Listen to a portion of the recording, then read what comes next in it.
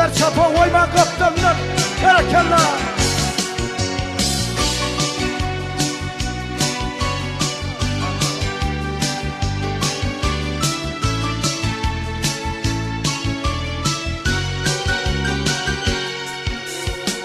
Aylı geceleri yeke geçirdim, gündüzlerine yüreği dağlap geçirdim. Keştirip bağlan sana bağlap geçirdim. Öpkünemi gökte bir var benim, öpkünemi gökte bir var benim. Ağlama sen bağlan, ağlama sen kuzeyim, ağlama sen dostum, ağlama sen yarım, ağlama sen elim, koy ben ağlayayım. Ağlama sen bağlan, ağlama sen kuzeyim, ağlama sen dostum, ağlama sen yarım, ağlama sen elim, koy ben ağlayayım. Men günahkar biçare verdim ardına, ağlamaktan yaş deryalardandır. Başların şayattır, kirpigim oktur. Sır berip sır alara dostlarım yoktur.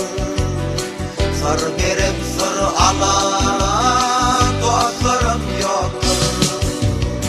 Ağlama sen bağlan, ağlama sen kuzeyim, ağlama sen dostum, ağlama sen yarım, ağlama sen elim, koy ben ağlayayım.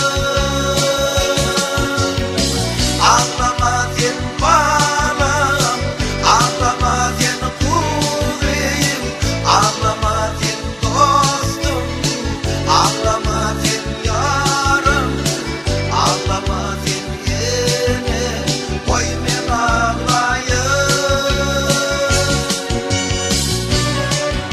Barakallah.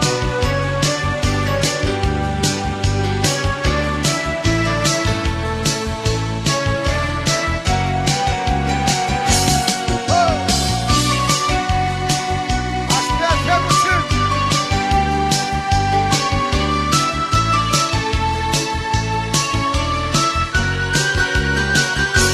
Sağ olun.